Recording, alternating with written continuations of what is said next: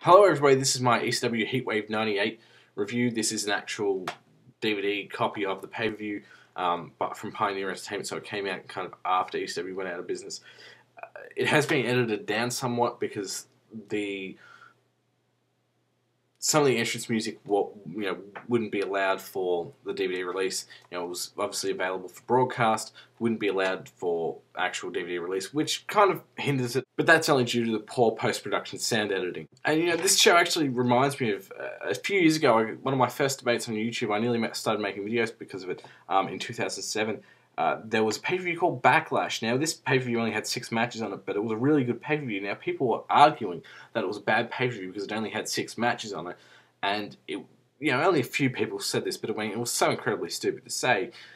It's an argument of quality versus quantity. Obviously, quality should always win, unless it's a war and it's about whatever.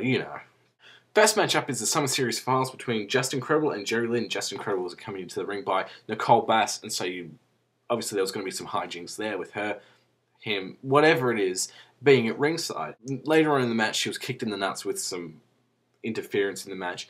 Around the finish, it kind of hurt the match, but in a way, not as much as it probably should have. But having said that, I really enjoyed the match. It was typical of a Jerry Lynn match back then. It was high-paced, really solid work in it. So I give it 3.5 stars for being pretty good opener. A worthy opener, obviously, because it was the opening match and it was good. Next matchup is Former Partners Collide, Chris Candido versus Lance Storm. Now I want to read you the little blurb on the back, because it has a little blurb for each of the matches on the DVD. Once they were a top team in ECW, but now jealousy and hatred lead former partners Candido and Storm into battle with each other. Not even the shocking appearance of Tammy Lynn Cinch can hope to soothe the blistering hatred between these former world champions. Tag team world champions, that is. This match was another really good match, but it wasn't quite... when I read hatred, I thought there'd be hatred. I thought I'd actually feel the hatred. I thought they'd try to kill each other. They didn't quite try to kill each other, but they had a really good match. Really solid work, but what can you expect from the two? They were both incredible workers. 3.25 stars for that match. Yay! Next matchup is Mike Awesome versus Masato Tanaka. Now, every wrestling fan has at least seen one of these matches, and if you haven't, do yourself a favor and go watch one of these matches. It is what you'd expect. Lots of chairs and tables, and then beating the piss out of each other, and it just taking everything a bit too far with unprotected chair shots. Now, if I had a conscience, which I don't, I'd feel a bit bad knowing what concussions can do to a person and what, happened to Mike Awesome, unfortunately, eventually. But, I didn't feel bad because I don't have a conscience. This is one of those rare matches that you'll see where the fans will kind of just be sitting there silent. I mean, they might know what to expect, they might not. But, they're not really interested in seeing the match. But when the match actually starts getting going, they're going fucking apeshit because what they're seeing is just insanely good. And this was one of those matches, and that really helped the match. 4 stars for that. Next up was the World Tag Team Championship match with Sabu and Rob Van Dam taking on Hayabusa and Jinsei Sasaki, also known as Hakushi in WWF or WWE. What the fuck ever. That doesn't matter. The match really does have what you'd expect in it, which is lots of spots and chairs and tables. Really what you'd expect from Rob Van Dam, Sabu, and even to an extent a Hayabusa match. But what really makes this match endearing to me is that it tells the story of Rob Van Dam and Sabu being rivals, even though they're on the same team, and so they're kind of competing with each other to be better in the ring than the opponents and each other. So it's not just them competing with their opponents; it's them competing with each other, which really adds another element to the match, which helps it. But the match itself, even without that, would have been really good. It's a 4-star match. If you like lengthy, spot-laden matches with chairs and people going through tables, you'll like this match. Next match was the FTW death match. It wasn't really a death match in the modern sense with light tubes and chairs and barbed wire. It was more them brawling around the arena, pinning each other on the floor, beating the piss out of each other generally.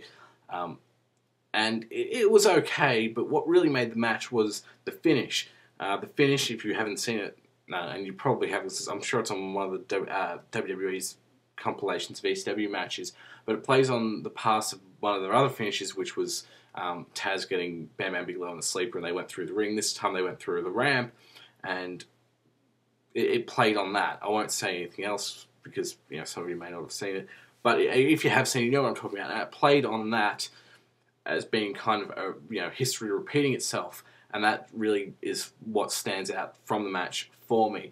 Without that, it's kind of just an average match. It's not bad, but it's not terrible. 3 stars, and remember that is because the finish I did really like. The main event was a Dudleyville street fight with Tommy Dreamer, Sandman, and Little Spike Dudley taking on Bubba, Devon, and Big Dick Dudley, so the Dudley boys. Now, the story behind this match and what happened in this match was New Jack was supposed to have a match with Jack Victory, but they took him out before the show. And the fans kind of knew New Jack was going to be there or going to do a running because Jack Victory was helping out the Dudley boys.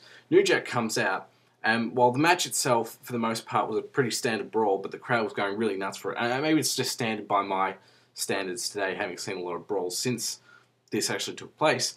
But the crowd went nuts when New Jack came out, and they were going, nuts for the match itself. But New Jack came out, crowd went nuts, and it really made this match, while not the best match technically or even as a brawl, memorable. The fact that New Jack came in, saved the day, returned when everyone thought he wasn't going to be on the show, just that much more memorable. And it really helps the event. The match itself, I'll give 3.5, and it is because of that run in from New Jack, because it helped the match, because it wasn't the best match, but that really put it over the edge as being something that's memorable and worth seeing. And for the event as a whole, I'll give it a 9.25, because even though it's only got 6 matches and the star ratings may not impress you, you've actually got to watch the show to realise how easy this show is to watch. I watched it in one sitting, which I can't do with a lot of matches today, because there might be one average match on it, and it's on that one average match, I'll just turn it off. This show just flowed really well, and everything was up to a certain quality where I could just sit through it, breeze through it, and just enjoy what I was seeing.